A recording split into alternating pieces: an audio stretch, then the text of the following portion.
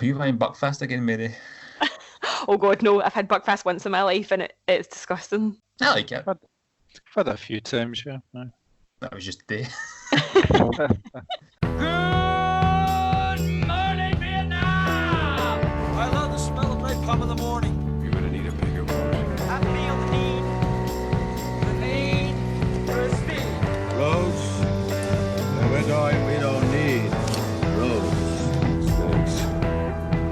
Why'd it have to be snakes? I'm Spartacus!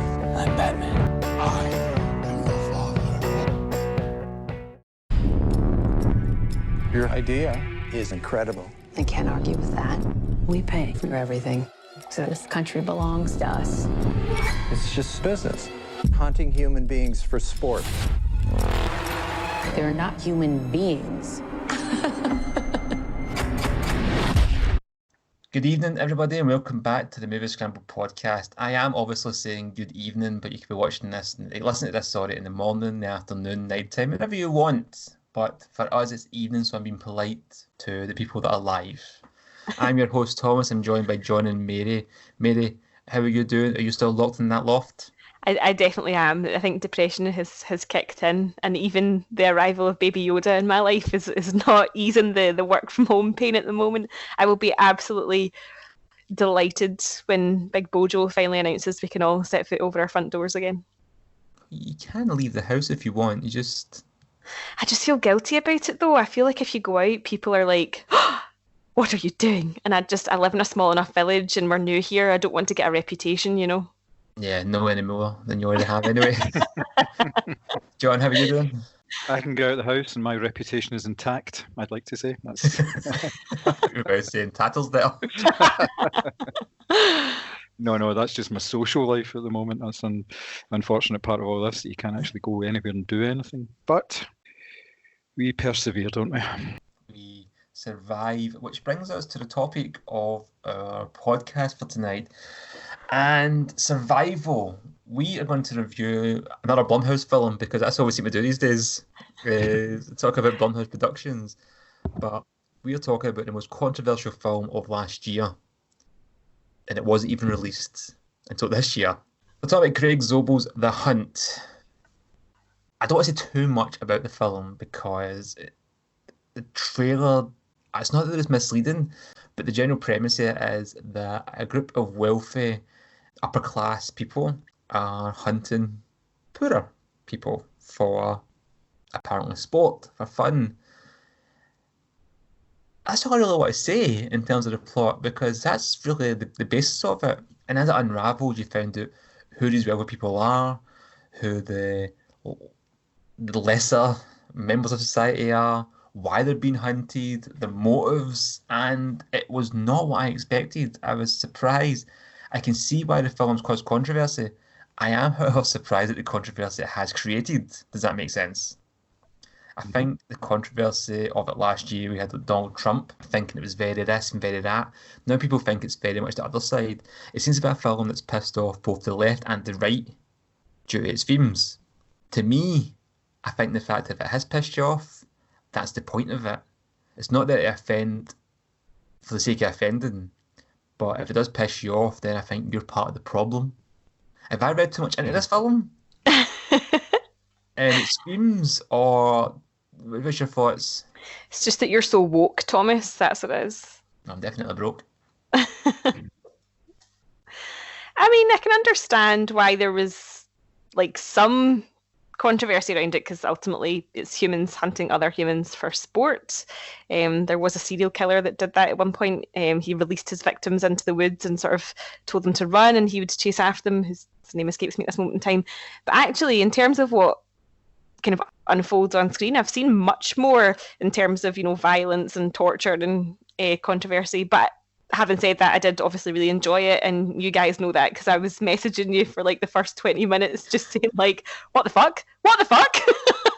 So I did really enjoy it. I actually liked Craig Zobel's previous film from, I think it's like 2013, called Compliance, which again, it's a kind of sort of nasty, kind of provocative piece of cinema that will kind of sort of sit under your skin. I enjoyed this, and I thought there was kind of elements of sort of dark humour in it as well. But I must admit, I don't really get the controversy, because I think it was a film that was definitely made sort of tongue kind of firmly in cheek. So I'm not kind of too sure why it caused such an outrage. I think the themes were put out there to annoy people to begin with, even before the film came out, and it did have that effect.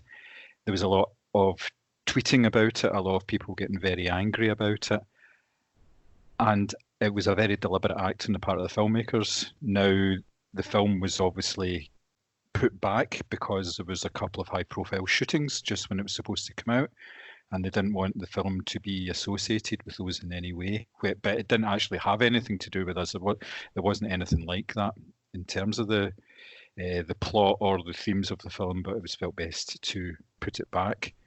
By doing so, what they have done is they've kind of taken the heat off it and allowing people to actually go and see it. The rich versus the poor thing is probably the overriding theme of the film. There has been talk of very political elements of it, but what I found with those was it was quite muddied. There wasn't really a red versus blue sort of theme to it in the way that was initially described, because the antagonists within the film, the actual hunters, were described in some terms as liberal elites, but when you actually see some of them, they're very, very far from it. They're quite conservative in their outlook and the way that they actually handle themselves. So you could actually say they were more sort of red than blue or whatever. You know, it's very mixed up, and I think it's done initially to shock and just to get you into the film, and from there, just so you can actually enjoy the film on its terms that it's actually setting out as it goes along. It's quite clever. Yeah, I thought it was very clever, and it seemed to piss off Donald Trump when the film's managed to annoy the president of the United States before it's even been released. That's a great marketing campaign in itself. And then when the film does come out, at times it takes a swipe at cancel culture and social justice warriors and takes a piss at that element of online politics, so to speak. And I can see that seems to rub people off the wrong way as well, because they don't like being the focus of scorn. People from a certain political persuasion went into the film thinking this is going to be anti-Trump, pro-liberal, blah, blah, blah, blah, and it wasn't. And as you said, John, it was neither red nor blue. It was very much, we're just taking pot shots at everyone here because this is wrong and this is also wrong. Yeah, nobody emerges from this unscathed, and the sort of the feeling that I got from the group of hunters was almost like the John Doll character in Rope. They just thought they were entitled to kill because they thought that their lives were worth more, or they were more intelligent, or they had contributed more. But that wasn't aligned to any sort of particular political persuasion. It was just a sort of arrogance.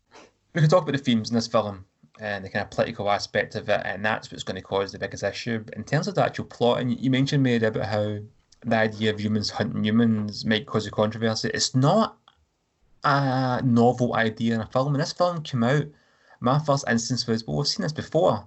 The script itself is loosely based on The Most Dangerous Game, a novel from, I think it was 1930s, that has like rich, big game hunter hunting people for sport because he's basically hunted everybody.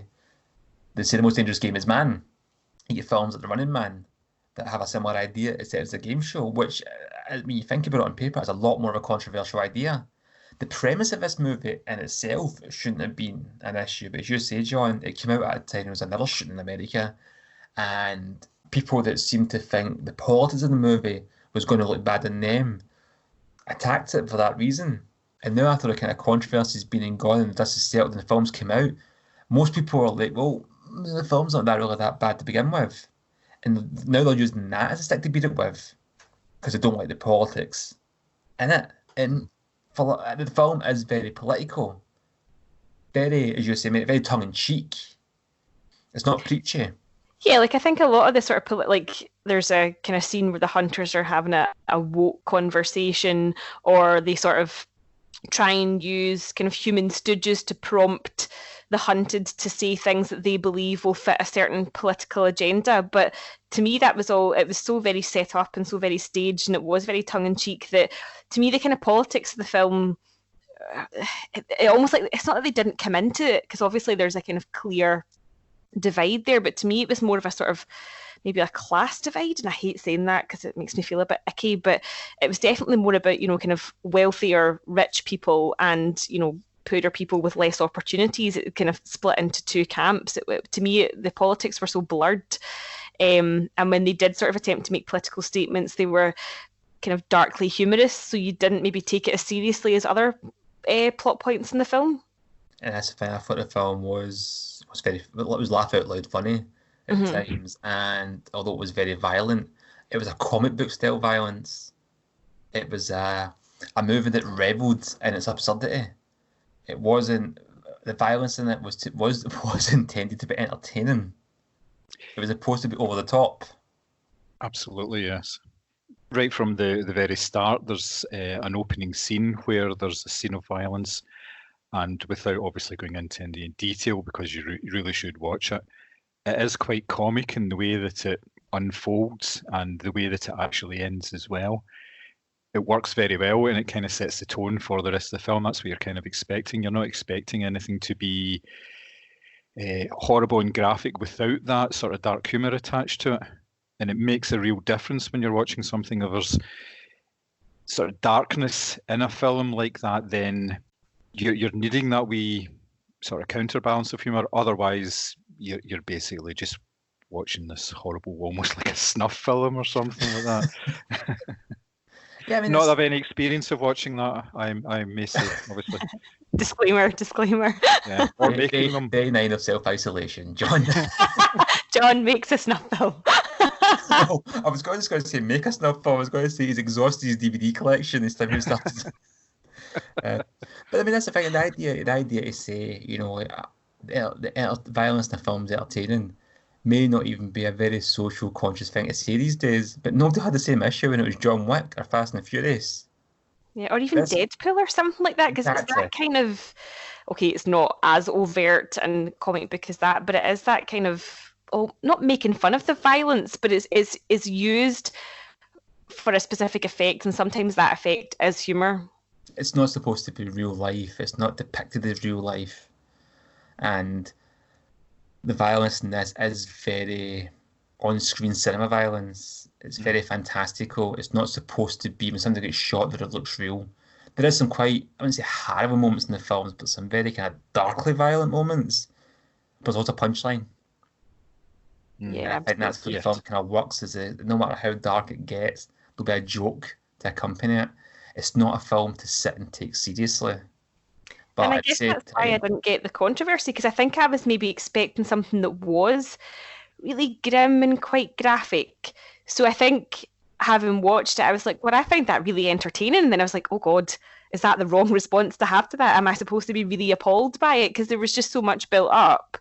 But as I say, I've seen, like, what if you watch, like, Irreversible or something like that, that has a much more sort of lasting impact on you than The Hunt. I kind of thought it was, like, fun in parts. God, I'm a terrible person. There's nothing wrong with that. And you see, you could watch John Wick, as I mentioned, and say, well, I enjoyed John Wick. You enjoy John Wick not for Keanu Reeves' stellar acting or the storyline. You watch it because he kills people like at an alarming rate. Yeah. You're there for the body count, absolutely. That's why it's that's why, unfortunately, that does pass for entertainment, and it is fun. John Wick films are fun. Fast and Furious films are fun. The Matrix is fun. It's just how it is. There's a market for these kind of films, and I think with The Hunt, it holds a mirror up to audiences, and it basically says, do you recognise yourself in this movie? And I think if people say, yeah, and they're also offended, that's the issue. But if you don't recognise yourself in it, you probably won't get offended. Mm-hmm. Yeah, I get that. There's a few filmmakers that have done that before. If you look at the likes of Michael Haneke with Funny Games. Well, Funny Games, exactly that's what came to mind actually when I thought of this, and I thought I would say that's more dark than. Oh yes, totally, yeah. Yeah, I mean, Funny Games is. I haven't seen the remake. I've seen the original, and it does have that darkly comic humour to it at times, but that's a harrowing watch. That's very harrowing. But this did remind me a little bit when you mentioned the kind of class warfare aspect, Mary. It was The Purge. Oh yeah, by the same production company, interestingly enough. I think it was the fourth one, the first Purge movie. Sorry, the first Yes. Purge, it was called. And the poster was a red cap that said "Make America Purge Again." A MAGA hat. Yeah, and I'm like, that's brilliant. At the same time, this movie does have a lot of kind of political aspect to it. When I say politics, I don't just mean White House politics, the American Constitution, the government. It's that online culture that attacks. Like, it attacks cancel culture. It takes it to the next level where they want to cancel people in real life by killing them. And it is funny. It is funny because it's supposed to be funny. It's supposed to be stupid, but it's also supposed to. I got from the film. It's supposed to show you how stupid these themes are at times. Yeah, like you saw like the tweets and stuff that they were, so appalled at, and they were, they weren't all particularly vitriolic, but they were reactionary, and that's what people do now. Like now, 50 years ago or whatever, you would have, vented to your neighbour or to a colleague or something. Now people just go online and, I think the president's shit, or I think he's great, or whatever. And that's what people do. That's how they let off steam. And it obviously results in sort of conflicting opinions and arguments online, but this sort of took it to the next level. And it's like, no, you're not just putting that opinion out there because you've had a bad day. Like, everyone can see it, and now we're taking offence to it. So I did quite like that sort of angle to it, that, what most people forget is that everything they put on social media is, of course, very, very public. Yeah, the whole story itself evolves because of social media. There's stuff that happens at the beginning. There's a text conversation, which then leads to certain things happening, and then there's a social media backlash about that. So therefore, that really sort of sets the whole story up. So, and it kind of mirrors what's actually going on in real life, apart from obviously the killing. Yeah. we don't know. It could be happening. I find the fact that it's plausible. Yeah. I find the kind of the tone of the, not as much the tone of the film, but the spirit of the film is reflected in real life in a sense, but just turned up to 11. Yeah, definitely. I liked the fact that he used a couple of wee sort of triggers as well. In the initial text conversation I mentioned earlier, they used the word deplorables, yes, which was used by Hillary Clinton during the 2016 election campaign. She referred to Trump and his supporters as deplorables. So that's a sort of a trigger word there to try and set the tone, if you like, or maybe even just for misdirection. It sets it up in such a way that you're thinking, right, oh, this is a certain type of people, which it is not again. And the lead of the hunters was called Athena, and Athena was the goddess of wisdom, and also she was the goddess of warfare as well. So there's that kind of juxtaposition between being wise and being a warrior as well, which I thought was quite nice. And it's very subtly done. It's not right in your face. No, definitely. Athena, played by Hilary Swank, who is so good in this. Mm-hmm. It just looks like she's having so much fun, hamming it up, and the whole cast, to be fair. And I thought Betty Gilpin was excellent as the lead. Excellent, she is. She's really good. She just kind of like embodied this badass, shoot first, ask no questions type action hero, and she just was so stern the whole way that in a movie as balls to the wall mental as this was, she seems like the anchor. Yeah. And she just seemed fed up all the time. She just didn't want to be doing any of it, but when it came down to it, she just got on with it.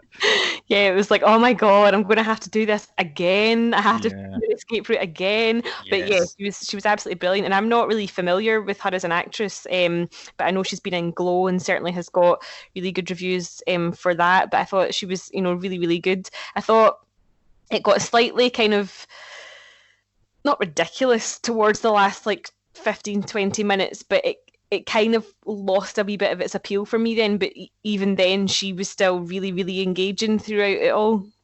I don't think the lockdown is going to hamper it in any way. Obviously, it was only out for a week before cinemas across the US and basically everywhere else started to close. So it didn't take that much money in its opening week. I think it was something like $5.3 million.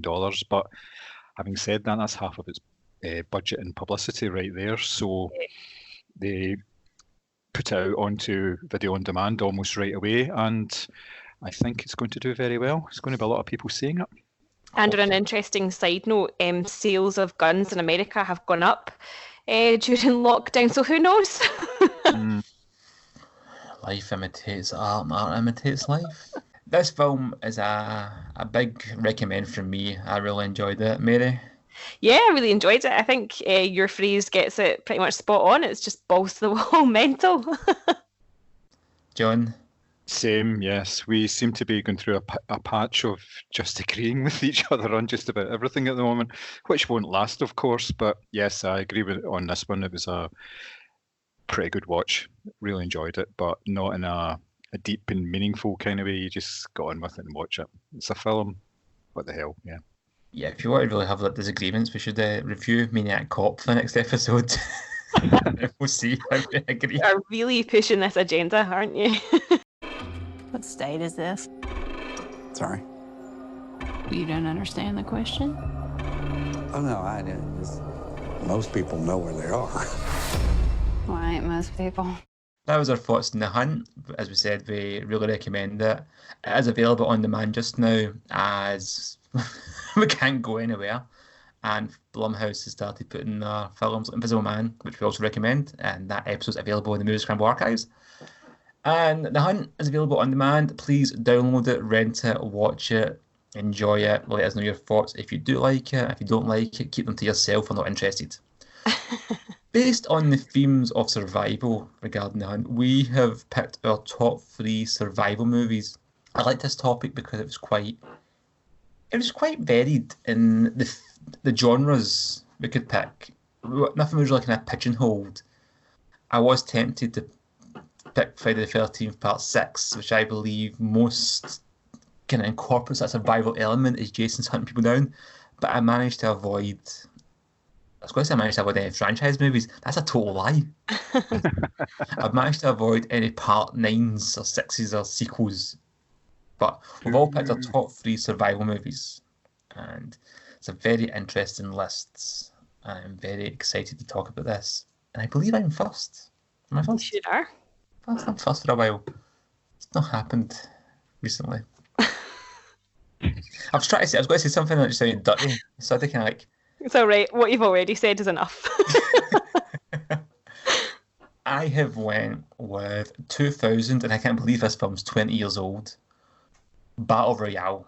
It was directed by Kinji Fukasaku, and it's a dystopian thriller movie where it's Japan in the near future, and they basically deal with unruly school classes by picking one of the worst classes at random, putting them on an island, putting collars on their neck, and forcing them to fight to the death until there's only one survivor.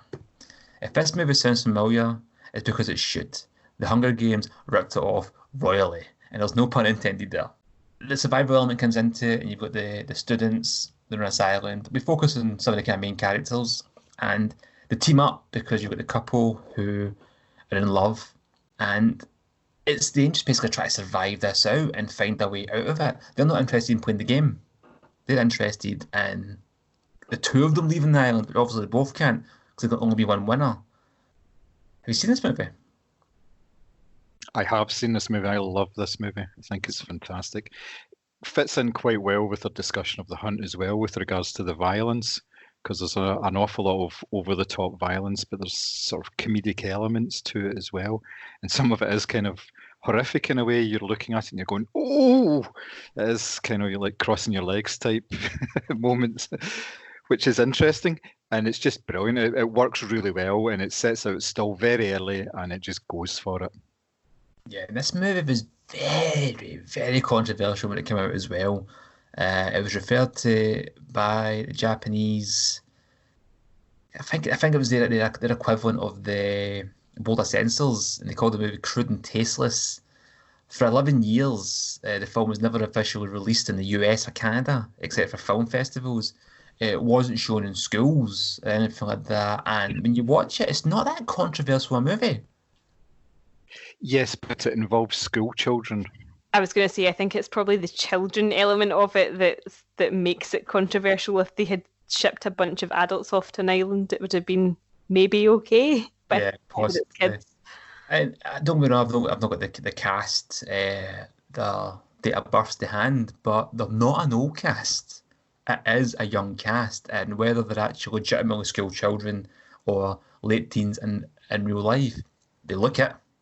And this came out at a time in the early 2000s where Asian cinema really had that extreme reputation for really graphic violence. You had movies that came after, like Itchy the Killer, Old Boy, mentioned Asian cinema in the Parasite episode, and the fact that it's always been held in this high regard. And Battle Royale is one of those movies that really brought Asian cinema to the forefront, in my opinion, and helped put it on the map for Western audiences.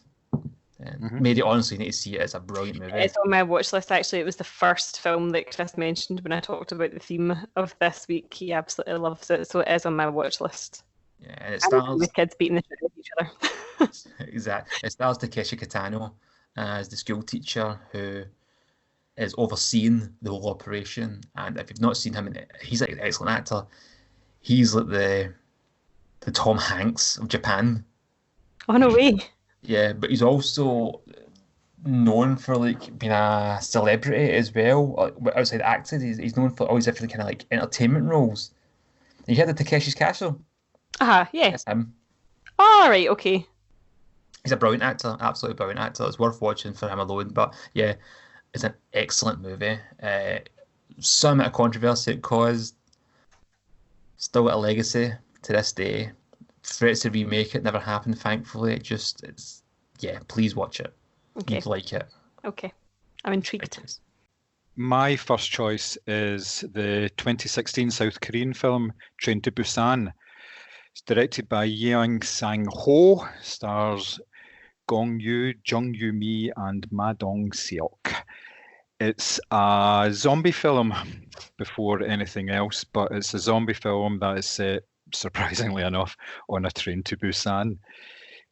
Basically, a disease, a virus, if you like, is unleashed into the wild, and it starts to spread across a city. Now, in this city is a young man with a daughter. He's recently divorced from his wife, and his daughter is missing her mother terribly, so he agrees, mainly out of guilt, to take her on a train trip to her home in Busan. Now, they got on the train and everything's peachy and nice until just as the train's pulling at the station, a woman comes on who has been infected, and the first thing she does is she eats the train guard, basically, starts infecting him and therefore infecting everybody else. As the train's leaving the station, there's reports of all sorts of hell breaking loose in the city and the surrounding areas. All the passengers decide at the next station to get off, and then they find that the next city is exactly the same. And in the confusion of them all trying to get back onto the train, they all get separated. So the man gets separated from his daughter. She's maybe about 5 or 6 carriages away from him. So him and a couple of others have to try and get from one carriage of the train to another, which is somewhat distant, and it's full of infected people. And it's how they do this, the inventive way they actually manage to get through the various carriages. Sometimes they use just outright violence. There's a lot of blood in this, a lot of gore. Sometimes they have to use a wee bit of stealth. There's some nice wee elements that they use. There's some comedic touches to it. And it's a fantastic film. It's very fast paced, basically because I think they're trying to mirror the fact that they're on a train and they're sort of pounding towards this destination. And it just works so well, just as this 90-minute sort of express ride. And obviously the whole survival element is the fact that they're trying to survive this horde of zombies who just are intent on eating them, because basically that's what zombies do, let's face it. Have either of you seen this movie? Yeah, I love this movie. I almost seen it for the first time. I think it was maybe last year. So I was quite late to the party when it came to it. But yeah, I love this movie. I think it's absolutely fantastic. I can't really add much else other than what you've said. You've summed it up perfectly. It's a zombie movie. It's got a nice twist to it. It's got a fresh idea, introducing the train, and this moving train. It's a really fast-paced, energetic film. I love it. Mm-hmm.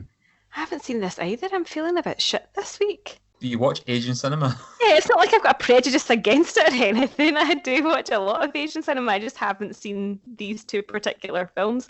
Cancel. I was actually. I've been trying to find a copy You of it. promise Walter not to White bring and the this up Witch about for ages. Mary's prejudices. Because I am a wee bit of a pussy when it comes to horror films. I kind of have to psych myself up for watching it. But no, it is on my Prime watch list. I'm pretty sure it's still on there. So my first pick is a bit grim compared to you guys. You guys have this kind of fun element to your picks. This is definitely one of those films that you have to endure, and it is Steve McQueen's 12 Years a Slave, which stars Chiwetel Ejiofor and Lupita Nyong'o and Michael Fassbender, to name but a few. So it's based on the real life story, the diaries of Solomon Northup, who was a successful black musician in the north of America who was kidnapped and sold into slavery, obviously in the deep south. And this story is a story of his survival, his attempts to get back to his wife and children in the north, and basically how long it takes to achieve that. And Steve McQueen just goes all out. This is certainly a film where there's no, happy, grateful slaves, singing songs while they pick cotton. This is a film where, there's rape, there's lynching, there's extreme violence, but there's also real acts of humanity and tenderness as well to sort of offset that, although they are very, very few and far between. It's a film that really, expresses how humiliated, the African Americans were from the moment they were sold and why they were sold, picked on things like, how their hips looked or how wide their shoulders looked or how their teeth looked, and just really, really reduced to nothing more than livestock, essentially. And Chiwetel Ejiofor, gives this really sensitive, frustrating performance at the heart of all this as he battles to get back to his family, and it's really, really shocking. I remember watching it at the cinema and kind of feeling kind of unable to control my emotions quite a lot of the time, and it just kind of puts into perspective. It's not an area of cinema that Hollywood likes to dabble in too much, obviously because the slave trade was so rife in America and they don't really like to introspect that way.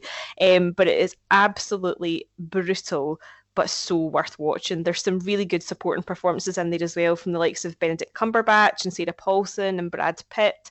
It's one of those films that you do endure rather than enjoy, but it's a really well-made piece of cinema. Yeah, I totally agree with that. It's an incredible movie, absolutely incredible, and it should leave you shaking by the end of it. It really should, and the performances all over the board. There's nobody that phones anything in, and not that you'd expect him to phone in something of a movie like this, especially with director Steve McQueen. I haven't watched it since it came out, and again, I don't know if it's something I would be in a hurry to watch again, but would recommend it to everybody to watch. Absolutely, yeah. Yeah, I'd agree with that. I've seen it, but I'm in no hurry to revisit it any time. It's a harrowing film. It really is. It's difficult to say that you enjoy a film like this, but it's more than just enduring. You take something from it. It kind of reflects back on your own prejudices in a way as well. So, yeah. But yes, very good performances all round. Yeah, and it's kind of one of those films as well. When I first seen the trailers for it, I thought, yeah, I quite like the look of this. And I thought it was going to be just like spun through the Hollywood machine, make everything quite sensationalist, and here's the bit where you tick for the Oscar, and it was nothing like that at all. It was a very hard-hitting and gritty, and that's what it should have been. And I'm not saying if it did it the other way, it would have been bad. It's just, this was no frills to it. Yeah, it was unflinching, to use an overused word. But then Steve McQueen is like that, and he definitely, obviously, being a person of colour himself, obviously had a story to tell and wanted to tell it as faithfully as possible. And actually, having read Solomon Northup's diaries, what you see on screen is pretty much to a T what's in the journals that he kept. But it's interesting enough about the film. Do you know it got a lot of controversy because of its ending? Yeah, because they said that it was a white savior thing, but again, if you read the diaries, that is exactly what happened. So it's not, and I can't imagine somebody like Steve McQueen would phone something like that in and make it a white person if it didn't need to be. So it's very faithful to what actually happened. Excellent choice, very, very highbrow. So I'm going to take it down a notch. Of course, so I'm going to go with a film I'm sure both of you have seen, and it's one of the greatest action movies ever, let alone of the 80s. I'm going to go with John McTiernan's Predator, starring Arnold Schwarzenegger, Bill Duke, Carl Weathers, Jesse Ventura. This movie is just drips of testosterone. It's so iconic, and its script, it's the dialogue, the themes of it. It's just, I think this film is very underrated. I don't think it's any credit for how good it is because it's seen as an Arnie action film. Does that make sense? Yeah, absolutely, yeah. But for those that are not familiar with the plot, there's an alien from another planet that, as aliens tend to come from other planets, arrives on Earth with the sole intention of hunting the most dangerous animal can find. Kind of like The Hunt. But in this case, it's Arnold Schwarzenegger's team of mercenaries. The Predator in the movie, again, kind of like The Hunt, it wants a challenge. In The Hunt, the hunted are given the option to pick up some weapons to make it a bit more fair. The Predator does the same thing. It only goes after people that can give it a good fight. And who better than Arnie and his team? I first seen this movie when I was a kid. I watched it maybe at least once a year. It's incredible. It was so unique and original for its time. I think it's aged very well. The effects, for the most part, really stand up. It's got a real sense of claustrophobia, a real sense of danger. And you watch the movie and you think to yourself, right, Arnie's going to be okay here. He's the hero. But that element of danger, anybody seems to can die at any moment. You have no idea who's going to live, who's going to survive. And you've got these big, muscle-bound action heroes of the 80s scared. They're not all just... and let's go back to John McTiernan, who directed Die Hard. He wants to add a kind of human element to his heroes. There's a lot of one-liners in this. It is very cheesy, it is very testosterone, it is all masculine. There's a scene when they're building traps, very homoerotic, they've all got their tops off and they're sweating, and like pulling ropes and stuff. It's almost like glistening muscles. It is very cheesy, but it's a very good movie. I love this movie, and the sequels are okay, but the first one, it's an absolute masterpiece in my opinion. It's absolutely brilliant. Yes, I actually have seen this one, so I feel quite proud of myself. I just think don't get me wrong, I only saw it a few years ago for the first time, and I think within the first 10 minutes they had said something fairly homophobic and fairly misogynistic, so I was like, don't know if I'm going to like this. But actually, the more it goes on, it's like this sort of enjoyable romp, isn't it? It's just kind of classic 80s blockbustery type cinema, and it has aged really well in terms of the effects and stuff like that.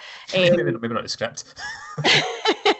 But it's one of these kind of enjoyable pieces of cinema. I've not seen any of the sequels or anything like that, so I'm not too sure how it pans out. Thomas, I'm sure you'll be the expert on this, but no, I enjoyed it as a kind of standalone sort of, as I say, kind of classic 80s action movie. I've seen all of the Predator films, actually, which shouldn't really be surprised because I think they're all brilliant. The first one is the best. It works really well, and as I can only echo what you say about the fact that it has aged very well.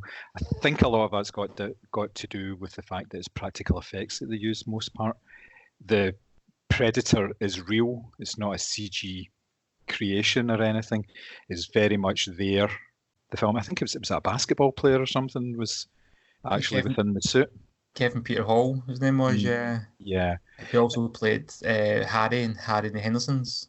Yes, of course, yeah.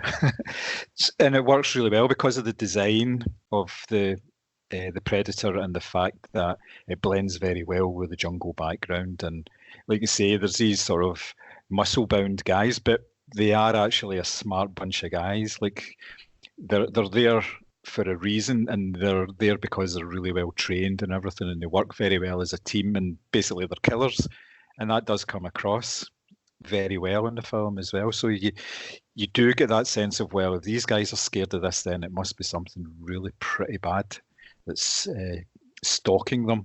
And it does stalk them as well. Like you say, it doesn't just kill indiscriminately. It wants the fight. It wants the hunt.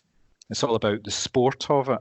The trophies, because it always takes trophies as well, usually in the form of a skull and the backbone of whoever it manages to kill. Just brilliant film, works really well. My next pick is a very recent film from 2019, a film called Arctic. It stars Mads Mikkelsen as a pilot who is stranded somewhere in the Arctic Circle after crashing his plane. Now, this film is in sort of 3 distinct acts. The first act of the film is the character of Overgaard, which is Mikkelsen, in his daily routine, how he survives. He sets traps, he fishes on the ice and various things, and he has a wee run-in with a polar bear, but nothing terribly serious, so he's still able to survive. And just as you're getting into that and into the routine of everything, he finds that a helicopter has just passed him, and it turns round, and unfortunately where it tries to land, it actually crashes, killing the pilot, but the co-pilot survives. So now he's in a position where he's stuck in the middle of nowhere. He doesn't know where he is, and he's basically got an injured person that he needs to look after. Now, from the crashed helicopter, he finds a few things, a map to get to a hut a couple of days away from it. It's some sort of hunting lodge or something, but it offers the hope of some sort of civilization and possibly a link with the outside world. So he and the injured person start out on a journey across the tundra, and it's all the problems that they face in terms of the conditions, which are brutal, and the fact that there's a polar bear who's wandering after them because all it can smell is the fish that they've caught. And it's bleak and it's engrossing as well. It's a film that is very much centered on one performance. It works really, really well based on the fact that Mads Mikkelsen is a fantastic actor.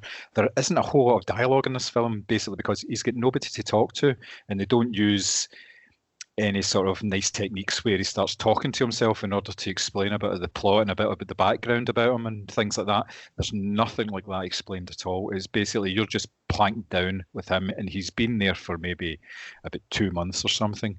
So you don't know anything about him at all, and it really just sets the film up so nicely because you're in the position where you don't know what's going to happen and how he's going to cope with it, because you've got no idea what his set of skills are, if he has a set of skills other than being able to catch a fish through the ice.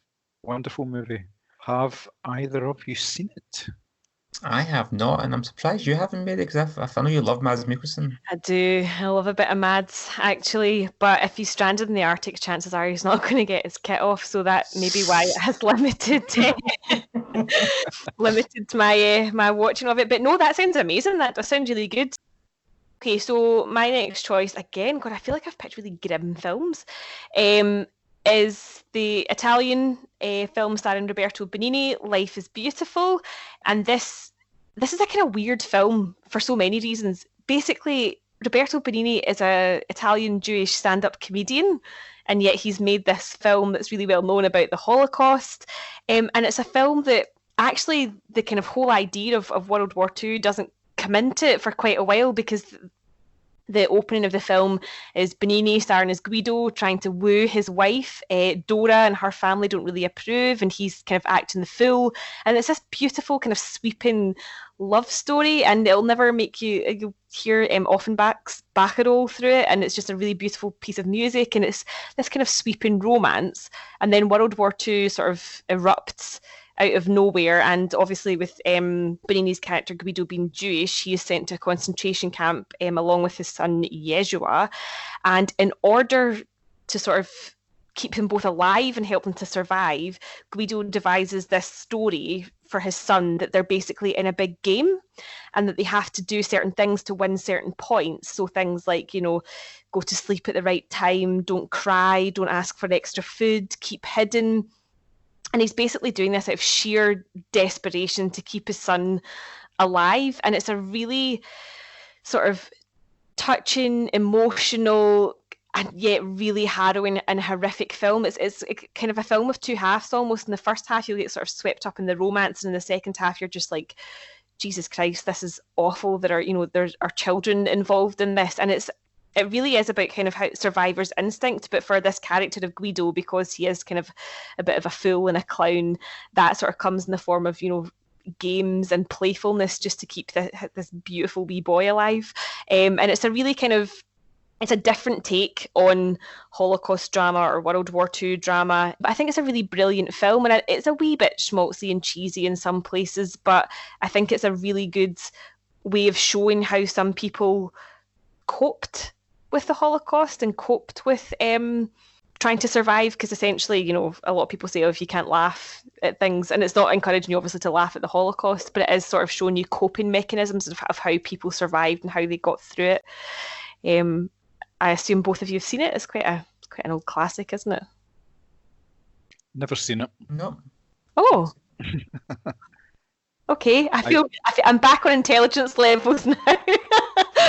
It's a really beautiful piece of cinema. I really love it, and as I say, it might not be for everyone because it is a wee bit different in its take on things, but it definitely is. It definitely is worth a watch. From what you've said about it, it seems to be some echoes of that sort of story in the likes of Jojo Rabbit as well, in terms of the innocence of the child and everything, trying to maintain that.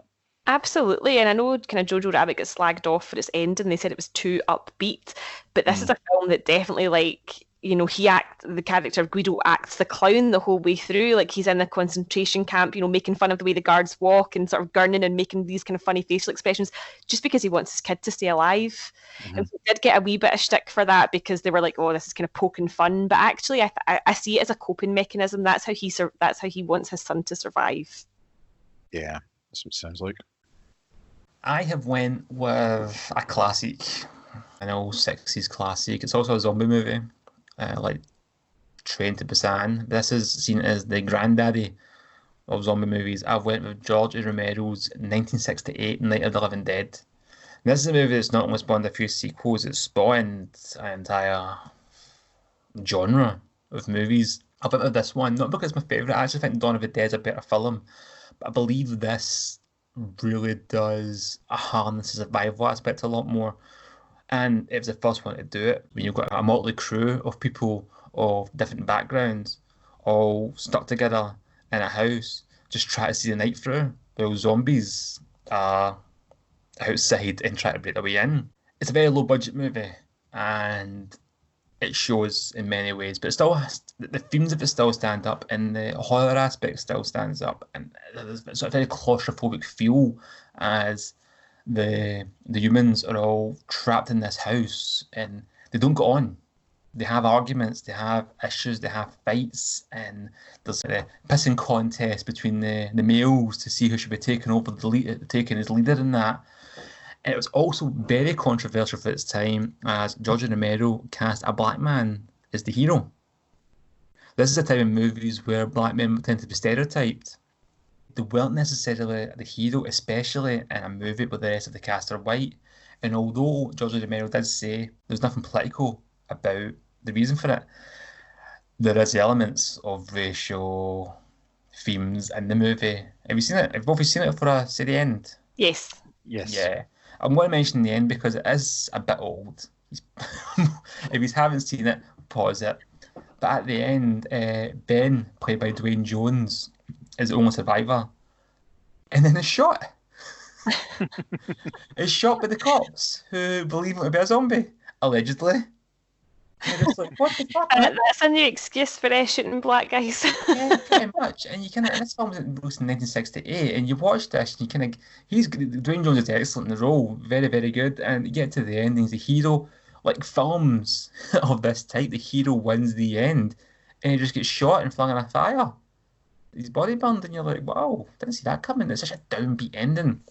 And it almost, if it wasn't for the fact that it was a black man, and it gave this whole new level of his death, it would make the survival element to the movie a lot more pointless. I'm not a big fan of movies that kind of keep everybody alive and then just kill them at the end. Or even worse, you have one survivor and then the beginning of the sequel kills them off right away. You're just like, what was the fucking point? But with this, it was just a very unique for the time. The idea, like I said, the claustrophobia. You've got kind of these people all stretched up in the house, forced to work together, but they don't get on. It was a zombie movie, but it had a lot of realism injected into it. It felt plausible in terms of how people interacted.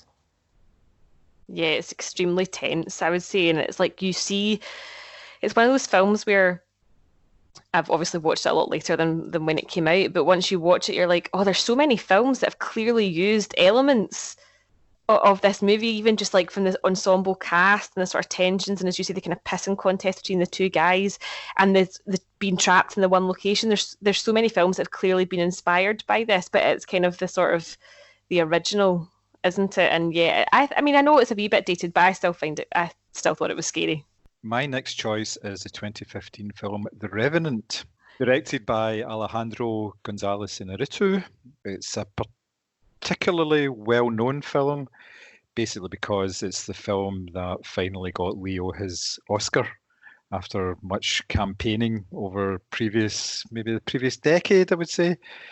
The film is set in 1823. Leo plays a character called Hugh Glass, who is a trapper, and he has a pawnee son named Hawk. They're looking after the trappers in camp, and it's obviously a very brutal environment. It's where real men go and hunt beavers and get their pelts in order to take them back and sell them. It's, however you get your kicks. There's obviously a very famous scene in it where Glass is attacked by a grizzly bear and left for dead, and because of that, and because they've just been attacked by the local native tribes as well, everybody else basically buggers off back to the fort and leaves Glass under the protection of a man called Fitzgerald and Bridger as well as his son. Now, Fitzgerald can't be bothered looking after him, so he tries to kill Glass. Fails to, because Glass's son comes back. Instead, he kills his son right in front of him, and basically after that, buggers off, leaves him for dead. And it's at that point that the survival part of it really kicks in. Basically driven by the rage of seeing his son murdered in front of his eyes, it drives him on to try and get back to civilization and exact his revenge. Now, this basically takes up, I would say, about an hour of this film. Him trying to get himself able to travel using crude surgery, which is not very pleasant to watch, then being attacked by natives, and then being attacked by French trappers, and everything to do with that. It's just unbelievable. The things that he goes through. He cuts open the belly of a horse at one point to sleep in to try and give him some sort of heat, and it's just, it's absolutely disgusting. It's a great film. It's a great performance by Leonardo DiCaprio, but it's the whole setting and everything around it. There's not a bad performance in that. You're looking at the likes of Tom Hardy, Domhnall Gleeson, and Will Poulter as well, all giving top-notch performances. Tom Hardy's doing that sort of maybe every third word you can understand kind of thing, that kind of performance that he tends to fall back on now and again. But even then, it still kind of matches the character, because the character's completely horrible, and you kind of know what he's saying anyway, even when he's not actually uttering anything. He's just really almost like a real horrible bad guy in it. Great film, great survival story. Maybe not one I would go back and watch again, because once you've seen it once, I don't know how much more there actually is to it. But I could be persuaded, I suppose. But I've got plenty of other things to watch in the meantime. My last pick is the quite literal story of being stuck between a rock and a hard place. It is Danny Boyle's 127 Hours. This obviously stars James Franco and tells the true story of Aaron, or Aaron, depending on how you pronounce it, Ralston, who was a mountaineer, a hiker, and he goes out in the mountains, obviously in Utah, and trips and falls and finds himself with his wrist crushed by a boulder and unable to escape. And obviously, with it being the middle of nowhere, his cries for help go unanswered. And the film is really, again, it's kind of not an endurance, but it is one of those films that makes you think, like, what would I do if I was in that situation? And to be quite honest, the answer is, like, cry myself to death. I have no outdoor skills whatsoever. But James Franco, completely carries this film. You see him, he's recording his video diaries just in case, somebody finds him and he wants to give that along to his parents and his loved ones. And he's sort of flitting between kind of being lucid and then hallucinating because he's, so sunburned and hasn't eaten. And there's scenes where obviously he tries to drink his own piss, and then there's the, can I say it, it's old enough, obviously he has to eventually cut his own hand and arm off in order to escape. And that is just grim as fuck. Like, you can hear the cartilage. It is really, really grim. But again, it's kind of an ultimate, man versus nature sort of survival story. And I just think it's really well shot. And I think for somebody who often kind of plays the fool a little bit, I think James Franco really, really carries this film really well. And it's very much a true test of survival skills out in the wild, and how you sort of, not only how you keep yourself going physically, but how you keep yourself going mentally when it seems like the odds are stacked against you. But I think it's a really, really good film. Danny Boyle is one of my favourite filmmakers. He's so versatile. He never makes the same film back to back. And I mean that genre-wise, it's very hard pressed to watch a Danny Boyle film and say, that's a Danny Boyle film. Trainspotting, Yesterday, 127 Hours. These films are nothing like the other. Yeah. They're just so unique from each other. He's an incredible filmmaker, and this, again, is something unlike anything he'd made before. It was a film that kind of, not courted controversy, but it kind of maybe became a wee bit infamous because of the hand cutting off scene. But honestly, it's kind of the least I mean, it's grim, but it's kind of the least of the film, if you know what I mean. There's so much more to it than just that. John, did you like it?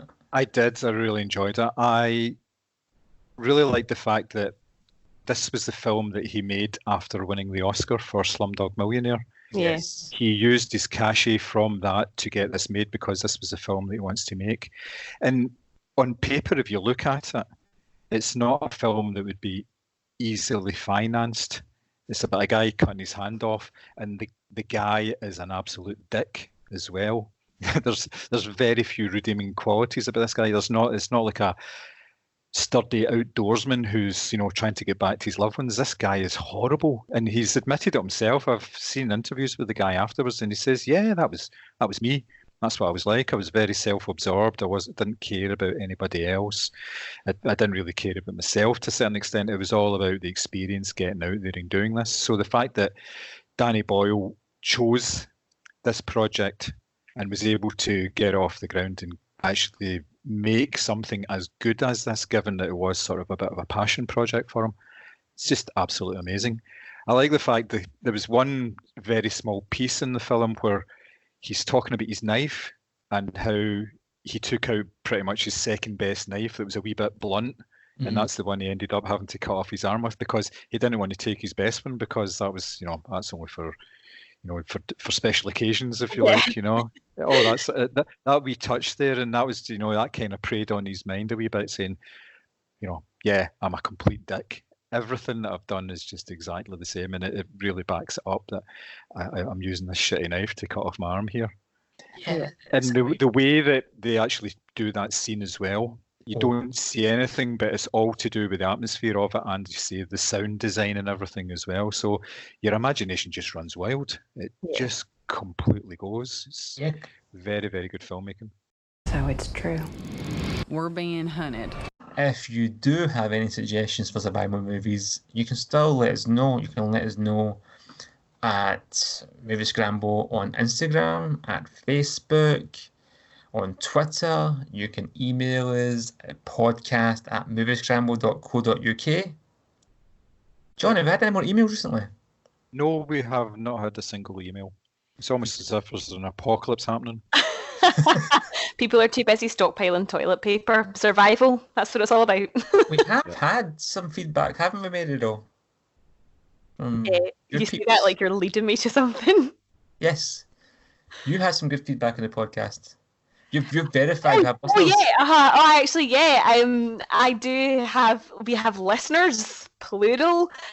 So my colleague Aisling was raving about it. I put a wee post on LinkedIn during the week, and one of our clients actually commented saying that she started listening as well. And one of my other colleagues, Mina, hello Mina, if you're listening, has started listening this week as well, because we all have loads of free time in our hands.